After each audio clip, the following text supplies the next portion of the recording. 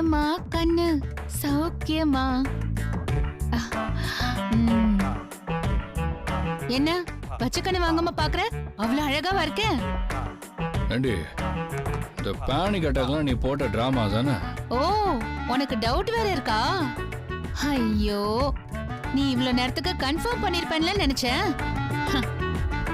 எனக்காவது panic ஆகுது, attack ஆகுது, அதுவும் உன்னை பார்த்து. ஐயோ, ஹல்க மாதிரி பல்கா இருந்தாலும் அநியாயத்துக்கு வெள்ளந்தியா வளர்ந்திருக்கியப்பா. இத பாரு அர்னால்ட், உனக்கு டவுட்டே வேண்டாம்.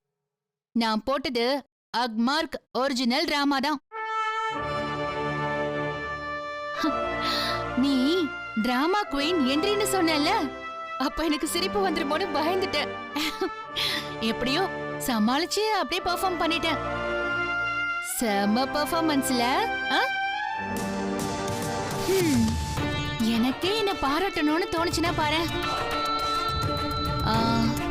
முடிஞ்சா எனக்கு வெளிய பேனர் ஏதாவது வைக்க முடியுமான்னு பாரு. என் போட்டோ வேணா தரேன்பா. ரொம்ப ஆடுற. அப்புறம் நிஜமாவே தாத்தாவோட ஆசையை நிறைவேற்றிடுவேன், பாத்துக்க. அப்படியா? இன்னும் கொஞ்ச நாளைக்கு இந்த விஷயத்துல நீயோ உங்க அம்மாவோ யாரா இருந்தாலும் எனக்கு பிரஷரே போட முடியாது கண்ணா. இப்போ மூச்சு காத்து கூட என்ன நெருங்க முடியாது. ஏன்னா எனக்கு தான் பேனிக் அட்டாக் ஆச்சே.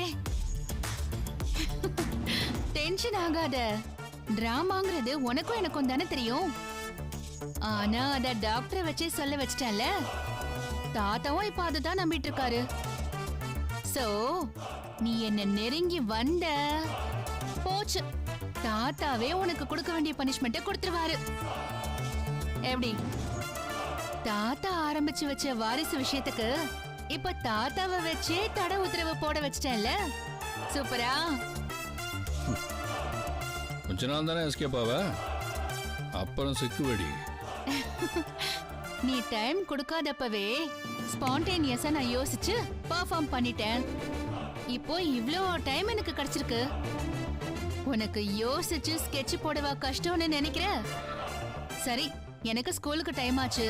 நீ போய் உங்க அம்மா கிட்ட டிஸ்கஸ் பண்ணி என்ன இங்க இருந்து விரட்டி அடிக்கிறதுக்கு அடுத்த ஐடியாவை போய் ஏற்பாடு பண்ணு. வரட்டா?